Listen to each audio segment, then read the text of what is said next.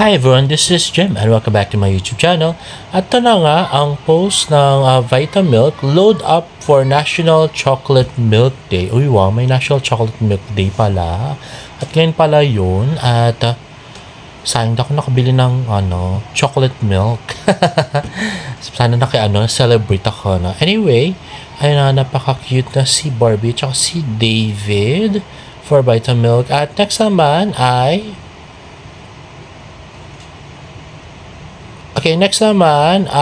post ni Barbie Fortesa sa kanyang Instagram from Danra.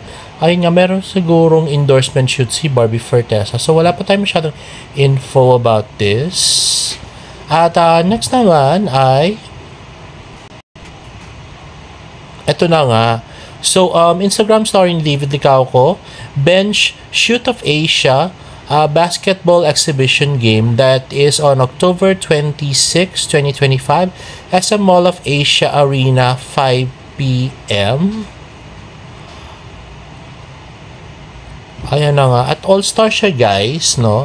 So, eto may ticket prices siya, guys, no? So, yung patron ay 8,000. Ang mahal.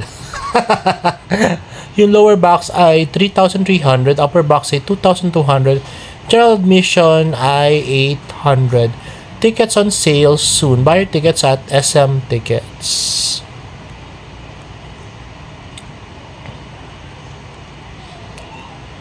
At yun na nga, get ready for the ultimate showdown. Bench presents the Shoot of Asia basketball exhibition game featuring Team Korea Rising Eagles versus Team Philippines Quiz Showtime. October 26, 2025, 5 p.m. SM Mall of Asia Arena with the special performance by Horizon, Billy, and Sandara Park.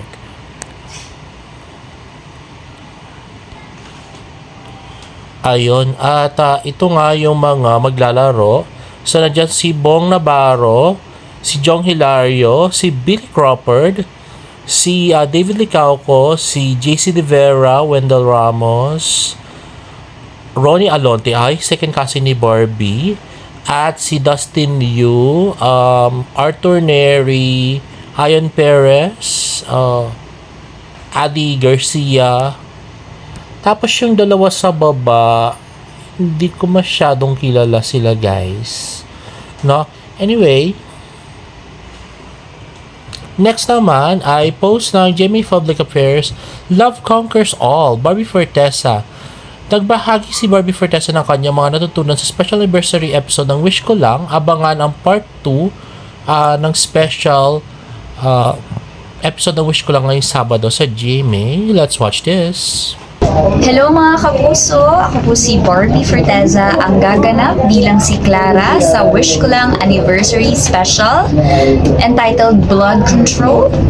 Ang moral lesson ng aming anniversary episode is that love conquers all. I feel like love for parang all types of love love for yourself, 'di ba? Kasi doon nagsisimula ang lahat. Pag tinanggap mo yung sarili mo, kung ano man ang itsura mo, kung ano man ang pinanggalingan mo, ano man ang nakaraan mo, mabubuo ka bilang tao, and only then matututo kang magmahal ng ibang tao sa paligid mo.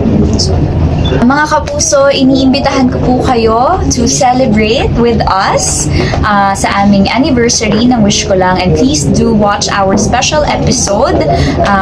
Marami po kaming inihandang sorpresa para sa inyo, and of course, aside from our episode, syempre meron din ho tayong makikilala ho natin si Tatay Ruben. Kaya abangan nyo po yan dahil marami po kami inihanda para sa inyo.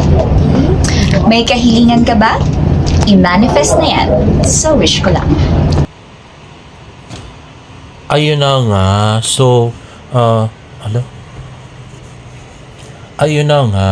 So, inibitahan nga tayo ni Barbie na manood ng Wish Ko Lang.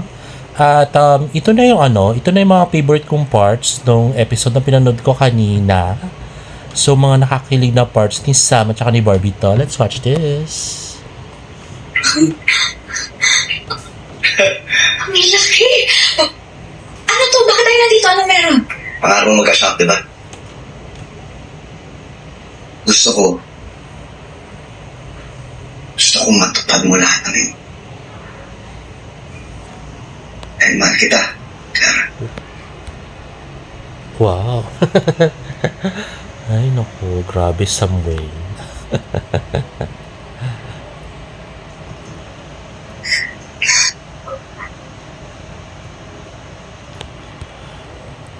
Okay, di ba? Iba talaga si Sam Concepcion, di ba? Pagka Grabe. At ito naman ay, next naman ay yung finale part, yung paborito ko. Let's watch this.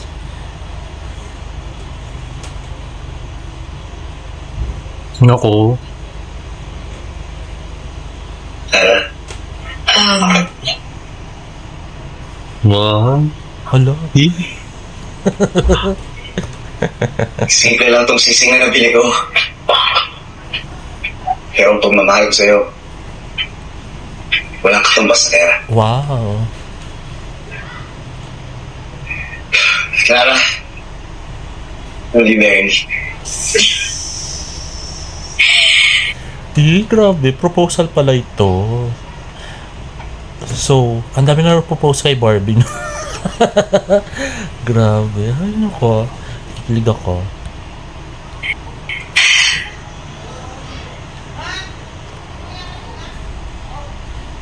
Pero ikaw, Daniel, ikaw ang bukod tangi nagpakita sa akin ng halaga ko. Ikaw ang pinakamagandang babae na kilala ko. Pero gusto kong tumbasan ng pagmamahal mo sa akin.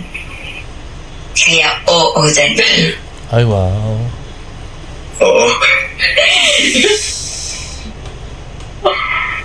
Oo, pakakasalan kita. Dahil wala akong ibang maibibigay sa'yo, kundi ang buong pagmamahal ko. Mga kapuso, paalala ang kwento ni Clara na walang idinudulot na maganda ang kasakiman at galit sa puso. At ang mga taong puno ng pag-ibig at pag-asa, maabot ang kanilang pangarap sa buhay.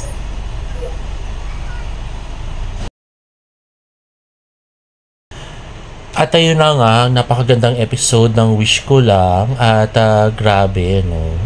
Dapat ganun yung ending na talaga ng Beauty Empire. Di sana ang ganda-ganda ng Beauty Empire, no? Nakakainis. Sana ibahin nila.